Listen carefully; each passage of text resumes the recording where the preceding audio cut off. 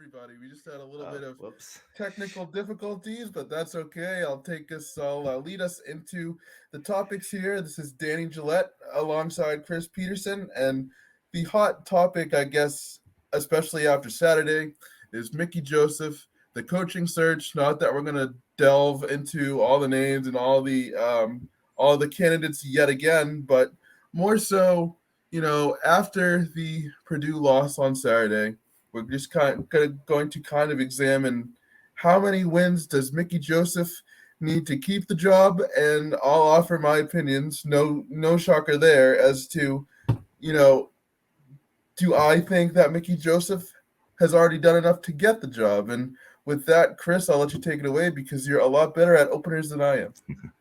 Yeah, it looks like sorry about some of those technical issues, folks, but we're glad to have you back at the Husker Big Red YouTube channel with us. And saw behind the scenes for a second, and we probably looked, like the Cornhuskers at the start of the season, couldn't get anything to work. But here we are, and we're on the bye week, and of course, it's rumor season with the bye week. I don't know, you've probably seen this, but people are talking on Twitter that Nebraska's hired a new head coach, but they won't say who it is, and their sources just trust me. I know from behind the scenes, and that kind of thing drives me crazy. Like you're obviously just trying to get some clout. Like you're not even going to put out like any sort of legitimate information. But you kind of hinted at it, Danny. What do you think about Mickey Joseph right now? Let's ignore the bullshit for this moment, because I think that Mickey does have a legitimate chance with this job. So, you kind of led into it, but what do you think about Mickey? Has he done enough to already get this job? In my opinion, as long as he doesn't lose out, I think he's done enough to get this job. I think, he's building a solid foundation like you wrote about on Husker Big Red on the recruiting trail. The players seem to buy into what he's trying to do.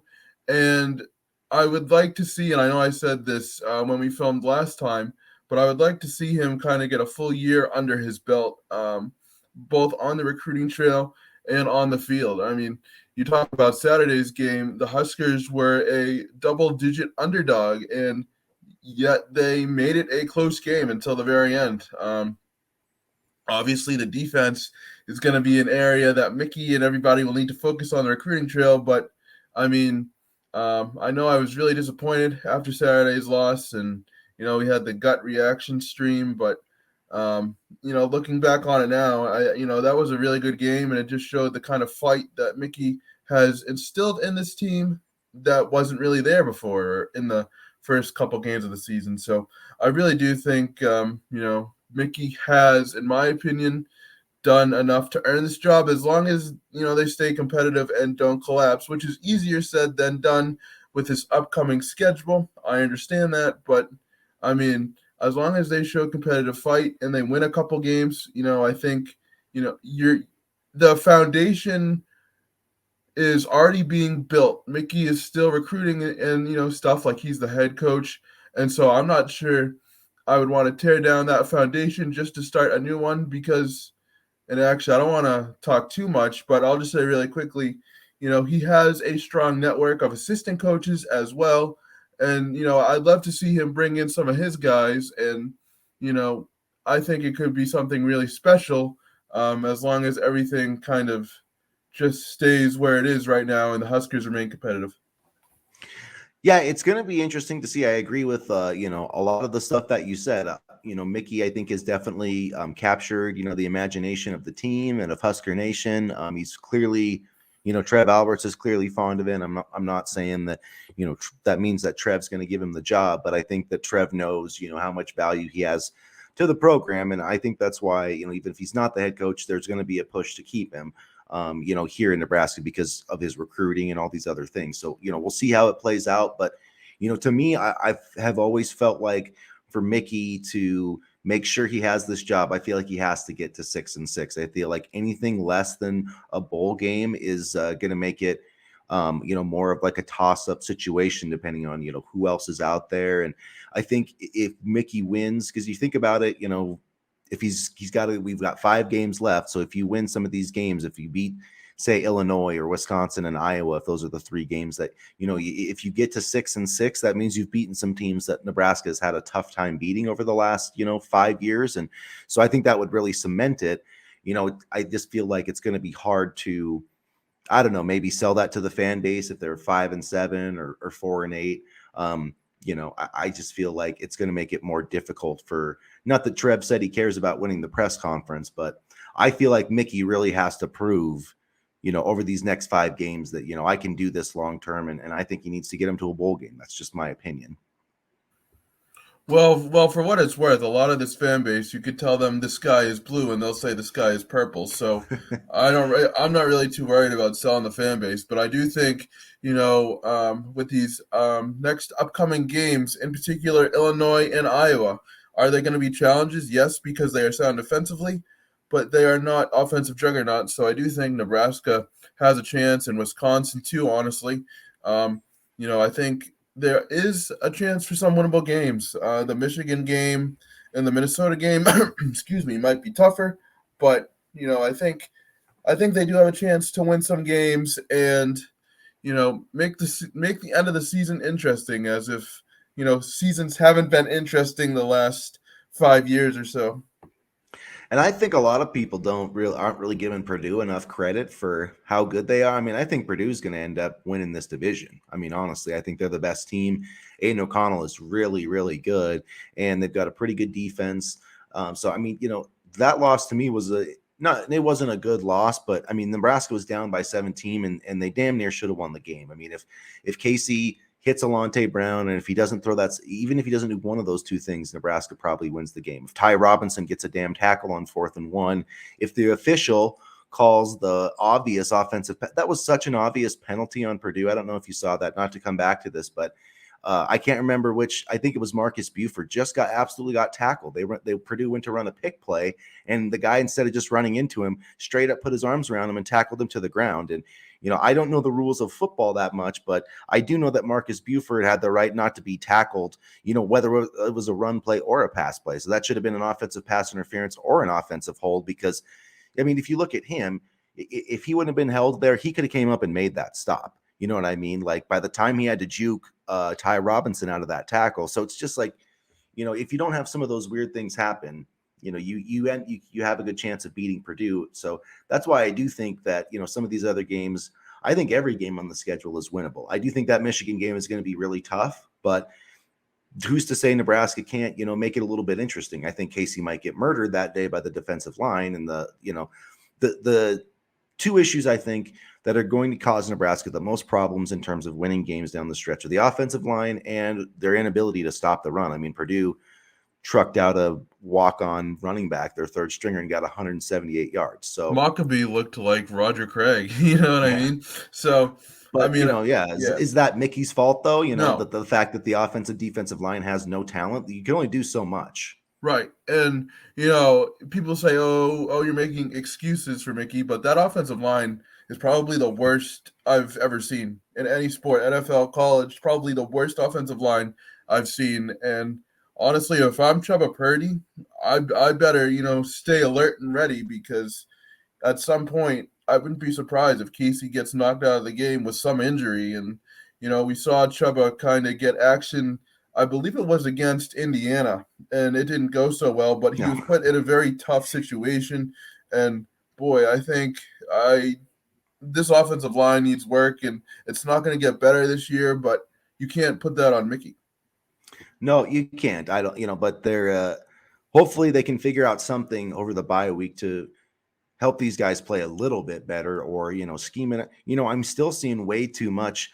They know their offensive line's terrible, and yet you're going like spread with no protection, or Anthony Grant just refuses to protect. I'm not sure. It seems to me like he flares out. I saw one sack, where it was like he flared out for a screen pass when the guy was right in front of him to block. It's like, dude, block the guy. Don't flare out for a screen pass when your quarterback's going to get killed. Like, I don't even care if that's what your job is on the play. Like, the guy's coming in like a missile. Like, step up and take a hit and block somebody. So that's one thing. I feel like the protection, whether it's, I mean, I know part of it's on the offensive line, but there are other things too. Your quarterbacks and your backs, tight end, there's supposed to be a kind of a protection scheme. And I think that Nebraska could really use some scheme things to try to protect this offensive line and their quarterback, tight end. Stop sending out 4 or 5 guys on every single route. I mean, I get it, but sometimes like send out Trey Palmer and a couple other dudes and keep, somebody else in for pass protection. But that's I don't know how big of a difference it's going to make, but hopefully they can find something in the bye to, get Casey Thompson some time. And also Casey needs to work on his pocket awareness, because there have been plenty of times this season where the tackles have gotten beat badly. Yes.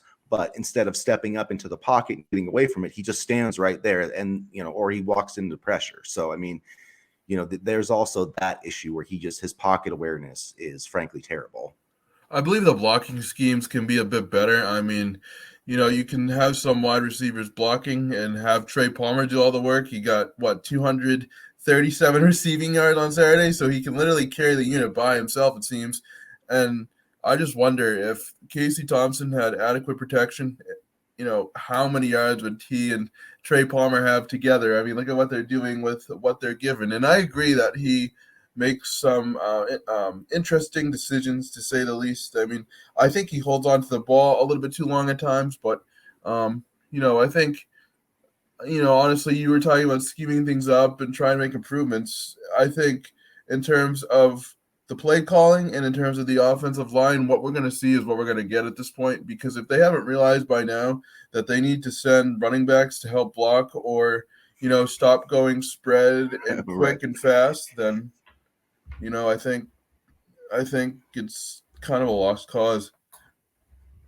Yeah, I mean, I don't understand why Whipple, Mickey's been talking about that in the press conferences. So, I'm not sure why he's never, been able to figure that out, but it is what it is. It's Mickey was stuck with, again, like you've said, I think if Mickey was the head coach, I think he'd be able to hire a better staff. I mean, I don't think very many coaches would be hiring, Dylan Rayola, a guy who's never coached a line before. When you have a terrible offensive line, that's probably not a smart decision. So, and Scott Frost just did not make smart decisions. But at any rate, so back to kind of Not only offensive line, but the Chicago Bears offensive line which was absolutely awful. So that's not exactly something like a shining star on your resume either. All to get a nephew that didn't even come to visit. So actually, he did. He did the spring game, I think, but he did. But yeah, it was not smart. So but at any rate, to round up, our first question here. So I'm on record. I think Mickey's got to get 3 more wins. I think if he does that, he's going to be the next head coach. What official number do you think he's still the head coach if he gets 5? I know you said 1 or 2, but what's your number? 5, because I think if you take into consideration, like we said, the coaching staff, recruiting, trying to get better on the defensive side of the football, I think that, I don't think a bowl game this year has to be indicative of success for Mickey to get the job. I think there's a lot of outside factors that aren't really in his control that he's just trying to patch together and make work. If he loses out, for example, I think it's time to, move on and find a new coach and have Mickey be an assistant potentially. But I think if he gets to 5, I think with this schedule and the factors that are, again, like I said, out of his control, I could see Trev bringing him back because, if you bring in somebody else, you kind of have to start over. And I don't know if that would, lead to instant success either. I mean, you look at some of these new coaches, Mario Cristobal at Miami, for example, is kind of struggling in his first year. And I know this fan base wants success and they think either Mickey or a new head coach would be able to do it, but that's not guaranteed in the first year either. It takes time. And, I know that was a famous mantra for Scott Frost, but I mean, it really does take time, especially with how barren the cupboard is at some positions on the roster. Yeah, for sure. I mean, the offensive line literally need to cut the scholarship of almost every single player on the roster. I'm sorry to be a jerk, but that's just, I mean, basically they need 5 or 6 offensive linemen in the transfer portal. I mean, that's not a joke. They need they need like 4 legitimate college tackles because I don't think They there's need one on good the ones roster. too. Yeah, they need good ones. Yeah. They don't need like somebody from Holy Cross, but Holy Cross out in Worcester or Cornell or whatever. They need like legitimate starters that can play well and that can compete at a high level because we've tried the transfer portal route and Hunter Anthony's not been great. I don't know where. I think his name is Kevin Williams has been. I don't know Yeah. where he's been. I mean, He's been hurt. So I don't. Yeah. I can't really judge him too harshly if he's been hurt. But point being, we just need better talent there, and we need better talent there quickly because it doesn't matter who we put at quarterback if we don't have a good offensive line, and this happens in 2023. We can expect the same results. Yeah, Nebraska definitely has to, get back to being able to play in the trenches. You look at the Big Ten West, you got to deal with Wisconsin and Iowa and Minnesota, Purdue, Illinois with Bielema's tough as hell. I wish that he was our head coach, honestly, because he's taken that Illinois program, which was just terrible after Lovie Smith. I mean, they won like 2 games last year. He nearly got them to a bowl game, beat Nebraska. And this year, right now they're in the top 25. They're coming to Lincoln probably ranked. And Chase Brown is dynamic, and they're a damn good team. So it's going to be interesting, but it shows that if you can get a quality head coach that knows how to recruit and knows how to coach up line play, that you can turn things around quickly. So not quickly, but within a relatively short time period. So it's going to be interesting to see what happens, but I definitely still believe in Mickey Joseph. I think that if he is able to, kind of guide this team to a bowl game and get some momentum, get Malachi Coleman to commit this week, I think that could, be a really positive thing for the program. But, we'll shift gears here a little bit. Let's talk about our final predictions, our final win-loss predictions for these last 5 games, and see kind of how realistic it might be for Mickey Joseph to keep this job, because the schedule, is not going to be easy. We've talked about that before. It's November was always looking like a difficult schedule for Nebraska starting, obviously before you get to November with Illinois, but then, having Minnesota, going to Michigan, Wisconsin, at Iowa. So I guess let's just go game by game here, and we'll kind of break it down and go with our predictions. So we after the bye week, you've got Illinois coming to Nebraska. I'm imagining the Huskers are going to be an underdog in that game, but probably not a huge underdog with them being at home. But what's your prediction for Illinois, Danny? Well, first off, let me say I'm happy it's an afternoon game. And second off, I see us losing. I think it's going to be close, but I see us losing. I'm not going to do score predictions because I'm always wrong, and then I look like a fool, and then I hear it from the Twitterverse. So I'm just going to say loss on that one. So I'm going to go with a surprise here. I'm gonna say that this is Mickey Joseph's upset. This is the time where he really turns the tide. I think they've got 2 weeks. They've got to stop Chase Brown. That's going to be the big issue, but they've got to find a way to do it. I think that they can. Didn't he play really well against us 2 years ago? Yeah, and he's run well against every basic. I think he's leading, or he's like second in the Big Ten in rushing. No, he's yards. really good. Yeah, and had 180 yards against Minnesota last week. So it's not going to be easy, but I think Illinois maybe they'll be overlooking Nebraska a little bit. It's going to be at home, and Nebraska really did play much better after that first bye week, and so I'm going to hope that Mickey can work some magic, and I'm going to say that they pull an upset at home. Again, I'm not going to say the score predictions, but I think that they're going to pull an upset and get to 4-4. And then, so the next game after that is going to be, let's see, I just had it up here. Yeah, we get 2 at home. So then so I got Nebraska at 4-4. You've got them at 3-5. PJ Fleck and the Minnesota Gophers row the boat to town. What happens in that matchup? November 5th. See, this is where it gets tricky. I think Minnesota has the ability to be a strong offensive team. They've seen it all season. They've been kind of up and down. Right now, they're on a 2-game. Well, they're on a 2-game losing streak right now. I suspect 3 after Penn State. After they play Penn State, and then they have Rutgers, Nebraska. So, I think, I'm going to say loss. I'm going to say loss because you look at some of the teams that they've beaten: Michigan State 34-7, Colorado, who is not good but still 49-7. Western Illinois 62-10. Point being, they can put up points, and I don't know if the defense will be able to hold. Yeah, that also, it's going to be a tough matchup. Tanner Morgan, I think it's going to come down to, Mo Ibrahim, whether he can be healthy and whether he can be on the field that day, because the bottom line is that when you've got Tanner Morgan, if Mo Ibrahim is running the ball well and he can play action fake, he's going to have a pretty solid day. But if Nebraska can slow down Ibrahim, which I think is going to be a tough tough thing to do. Then They haven't been Tanner, able to this point, honestly. yeah, then Tanner Morgan kind of tends to light them up. So I don't know. I feel like if they beat Illinois, I feel like they got a good chance to beat Minnesota. I don't really love that matchup, but I'm going to go 2 upsets in a row. I'm going to say that they beat Illinois and that they turn around and beat Minnesota. They beat Minnesota and 25-year senior Tanner Morgan. Yeah, they finally end the curse at that son of a bitch PJ Fleck. I hate him. He's a damn good Anyway, coach, I'll say that. he is. I just hate how he always I beats know. us. So I know. I mean, whatever. I But know. okay, so then we're gonna go. The next week is at Michigan, which is going to be a tough one. But what's your prediction there? Another loss. I mean, this offensive line is absolutely going to be destroyed by the Michigan defensive line. It's not even going to be close, and I'm predicting not a close game of Michigan, but I don't know. I'd say Michigan wins by 10 points.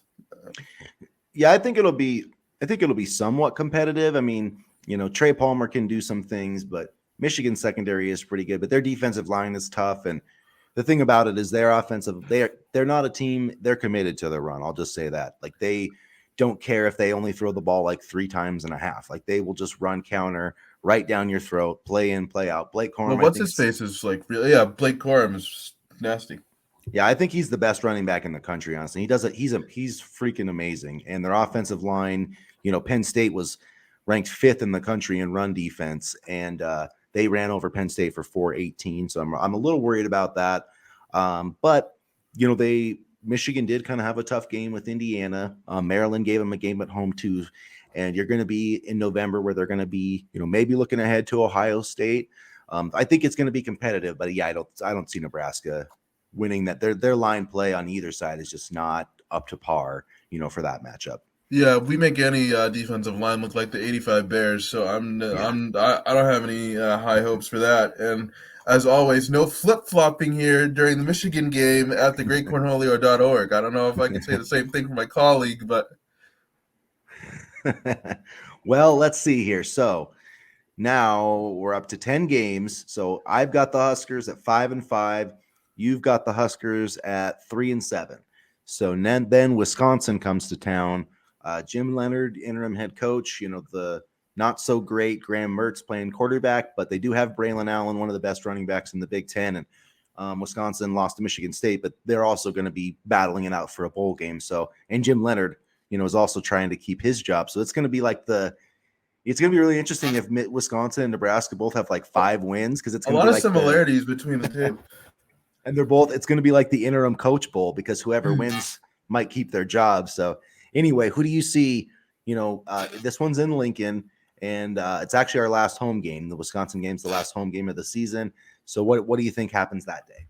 I think Braylon Allen runs all over us, but we contain Graham Mertz enough to make this a Nebraska win. I think Trey Palmer has a good game, and I think Anthony Grant kind of gets out of his slump that he's been in. So I think Nebraska wins this one, and finally, after a long projected losing streak, they are able to take home a victory against Wisconsin, which is notable because we haven't had one in quite some time.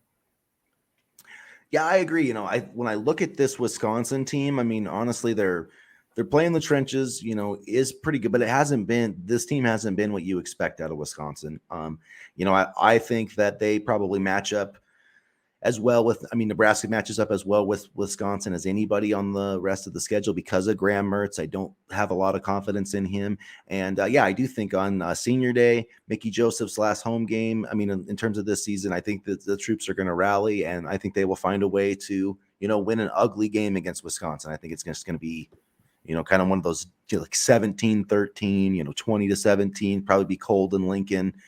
And so that's kind of what I'm predicting. So that right there would get me and the Huskers to 6 wins. So I have them going 6-5 going into the Iowa game.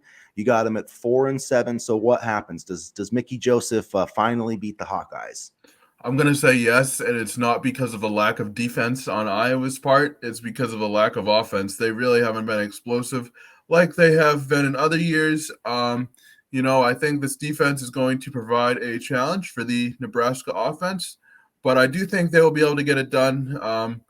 it's kind of weird. We have a so-so defense. They have a great defense. We have a very good offense, in my opinion, and they have a so-so offense. So it's kind of like a flip-flop type of situation. But I do think Nebraska finally gets a win over Iowa, and you know, I think it's going to be another close game. We've had so many close games with Iowa, particularly the last 2 years, and hopefully the tide turns our way this time around, because boy, it always makes the Thanksgiving turkey or the leftovers after Thanksgiving taste a lot better. Yeah, it sure does. Iowa, I mean, it's year after year. Nebraska's had, many opportunities. Last year, they led 21-10 going into the fourth quarter, couldn't seal the deal.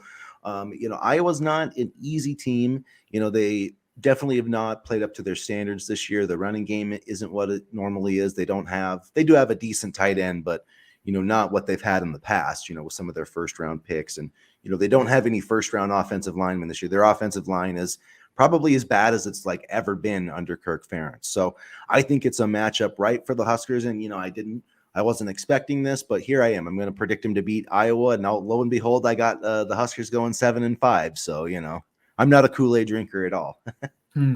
Yeah, I have them at 5-7, but I do think that is going to be enough to get Mickey Joseph the job. I really do.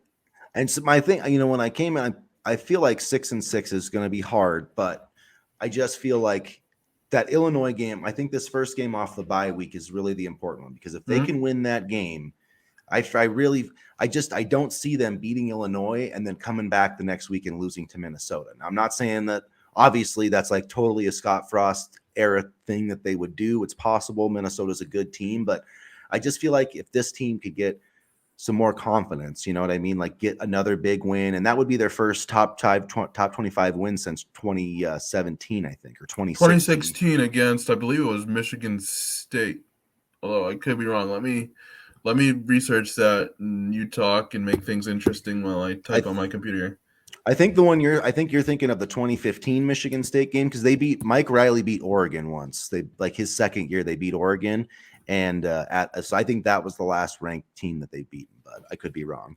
But yeah, either way, it was like 6 years ago, and we'll see. I guess I don't know who Illinois is playing this week, so they still got to win to make sure that they get to that game ranked. But I really think that Lincoln Memorial Stadium is going to be rocking. They've won the last game. They've won a couple of Big Ten games. They're still 2-2 in the Big Ten West, so it's not like that race is totally over. If they won the next two games, they'd be right back in the mix.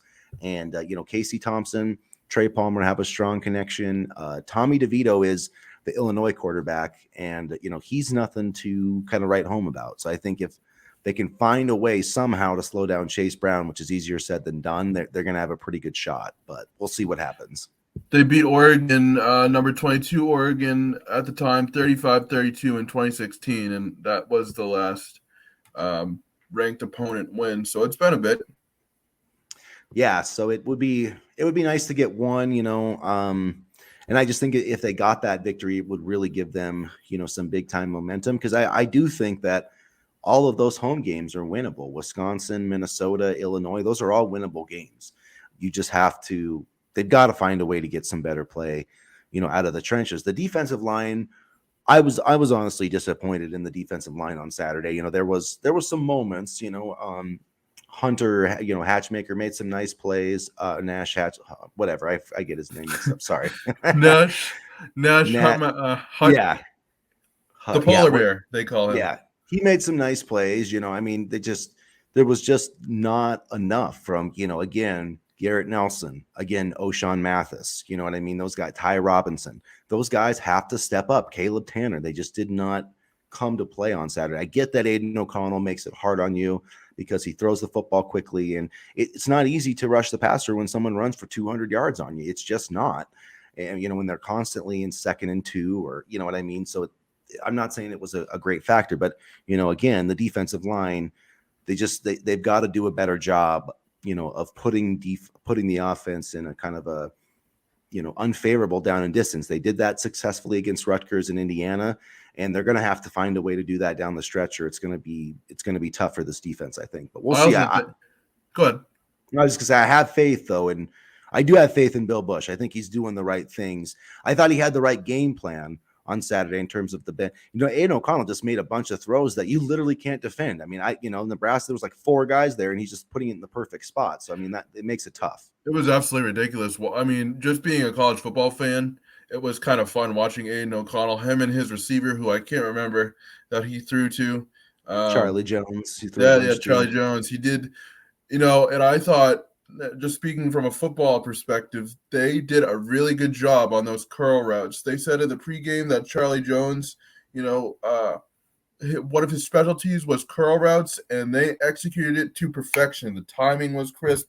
The throw was really good. And then there were a couple of sideline throws that were just put in the perfect spot, right in the basket, right here. And it was like watching Aiden O'Connell playing Madden, I mean, it was frustrating to watch as a Huskers fan, but it was a lot of fun to watch as a football fan. And I hope I get to see O'Connell playing on Sundays because I think he's definitely a special player. Yeah, it's interesting. He's a former walk-on, but yeah, he really, I hadn't watched him play a ton, and he really was impressive. He throws the ball as well as anybody in the Big Ten, I think, and that includes C.J. Stroud, the Heisman Trophy front runner right now, or one of them, anyways. I'm glad I don't have to play them this year. That's for sure. Yeah. Although Michigan's not a cupcake either. I wish we would have got Michigan State this year because that's a game. That's a game I think we could win for sure. They're struggling. We could have won last year too, but we just can't have nice things. Should have won last year. Dominated that game last year. Absolutely. I was so depressed after that game last year. That's still one of the games. Like, I don't know how they lost that game. I still don't know how they lost that game. I really don't know either. And I know we're gonna go off on a tangent, but it's worth revisiting because it's fun. I mean, and they held Kenneth Walker to not many yards rushing, if I recall. Yeah, he got a touchdown run in the overtime, I think, but they absolutely stuffed him. He had 20 some carries, I think, for 60 or 70 yards. I mean, he got because their quarterback wasn't that good either. As I recall. Yeah, I mean, the defensive line was actually legit. Nebraska's was good last year, but they should have won that game. They should have honestly beat Michigan if Adrian Martinez doesn't fumble after picking up the 3rd and 1. I don't know what the hell he was doing, and then they should beat Iowa. I mean, really, they and Minnesota, frankly. That Minnesota game, they could not get. They just could not execute in the damn red zone. And honestly, Wisconsin too, because if you recall, I think Martinez threw an interception on the final drive. I know time was working against him, and they had one final shot, but they should have beaten Minnesota too. Damn, that season had so many missed opportunities. Yeah, and it's Iowa State's going through it now. I saw that with Matt Campbell. I don't think Matt Campbell's going to be our next head coach, unfortunately. Not that I don't think he's a good coach, but it just I know you were on the Campbell train. I do think he is a good, for what it's worth. I mean, the thing about it is what is somebody really going to do at Iowa State? You know what I mean? Eventually the Oklahomas and the Texases and all those schools that have all those built-in advantages are eventually going to catch up with you. So I don't know. I don't think he'd be the worst hire though, because you talk about, personnel evaluations, evaluating recruits, and Iowa State does a really good job of, they offer a ton of really good players, and they're one of the first ones. They just can't get them because they're Iowa State. So yeah, we'll see. I feel like it's interesting though. I did want to touch on this because people have, there was a report. There was the guy, Mike. I can't remember what his last name is, Seaver or Sivers. Yeah.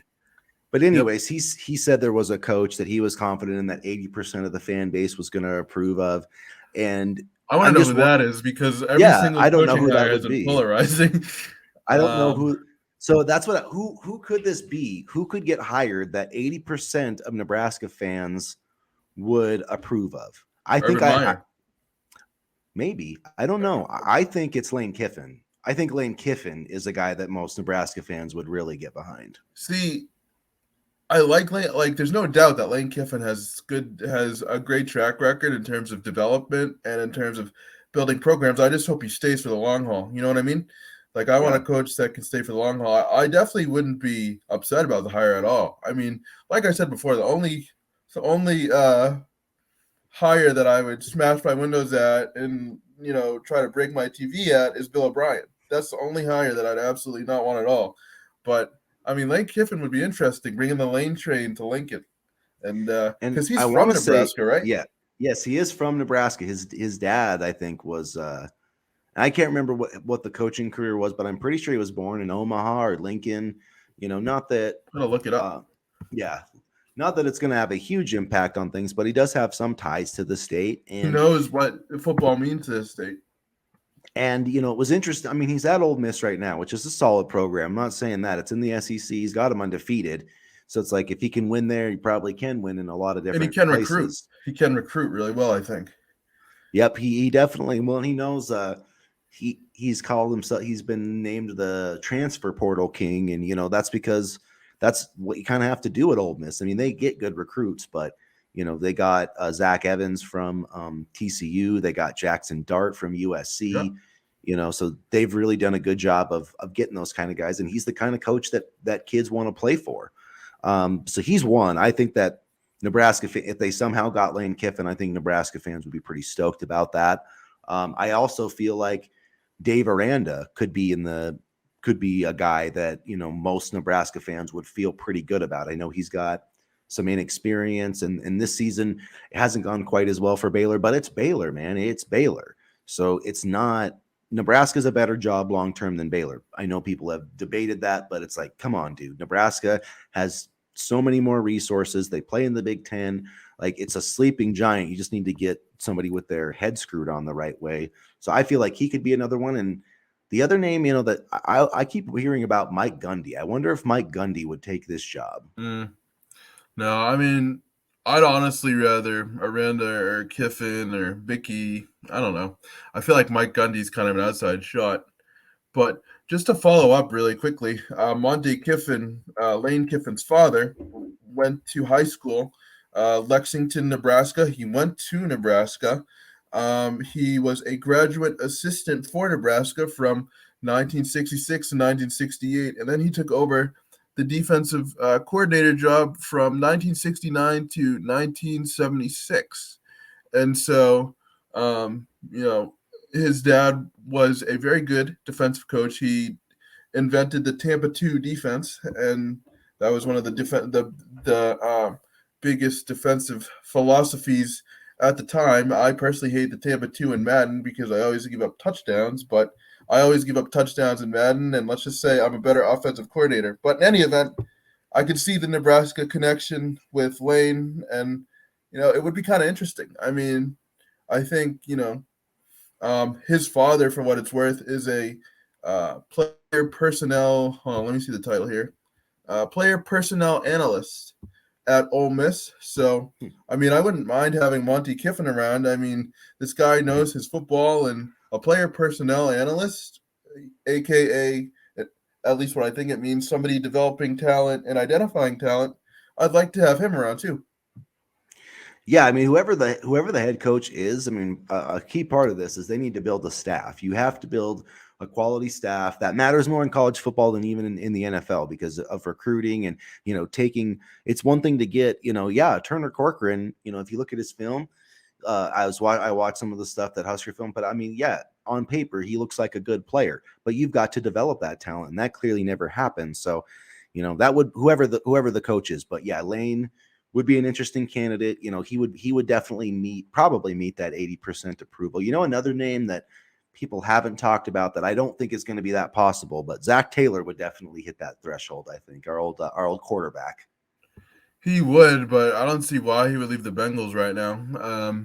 I mean, he'd probably have to get fired or something, but. And I don't see that happening anytime soon either because he's got the Bengals, a pretty good team now, minus the offensive line. Hey, sounds familiar, but I think Lane Kiffin would be interesting. Dave Aranda would be interesting. I was a big fan of Lance Leopold. He struggled over the past couple of weeks. I'm not saying that means he's completely out, but it's interesting to see new candidates emerge. And you've heard me say all these episodes, wait until November for the real stuff to come out and for the real reports to come out. Well, it's October 19th and, we're getting closer. So who knows?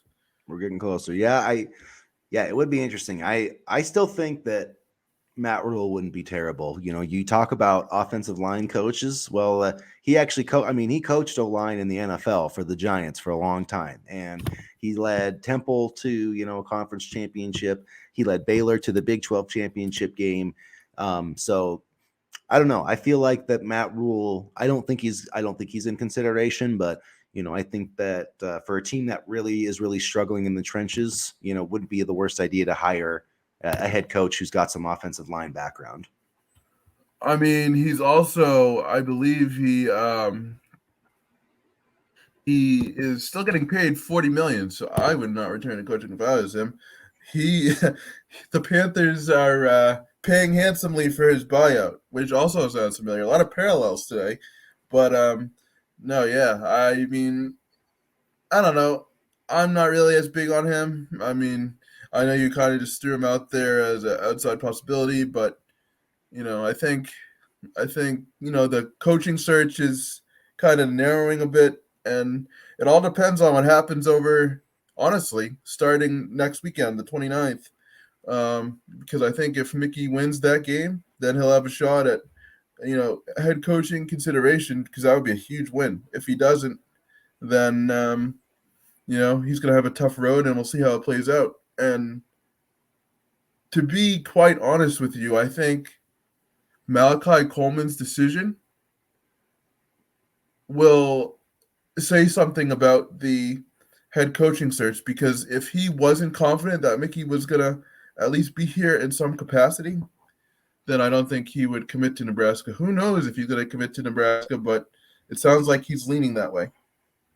Yeah, I mean, if he doesn't, it's going to be one of the biggest surprises, because it's totally out of left field. He's really, he's talked a little bit about Oklahoma. But he didn't visit Georgia, didn't visit USC, didn't visit Ole Miss. Not that some of those schools can't come back around before signing day, but it seems like to me right now, all signs are pointing towards that commitment, and, hope that would be a good step forward. And, I think I do think that, Nebraska needs to have Mickey on staff, or it's going to, risk losing, Malachi.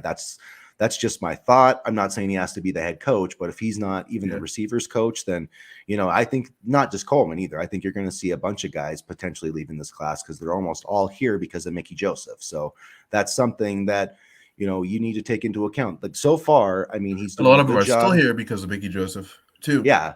And so far he's doing a pretty good job on the field. They're 2-2, but the last 3 games they've played pretty well, and he's doing a good job on the recruiting trail. So, as long as he shows over the last month that he can guide this very, very, very, very flawed team to a bowl game, I don't think there's any question that he's taken this team to that bowl game as the permanent head coach. That's my thought.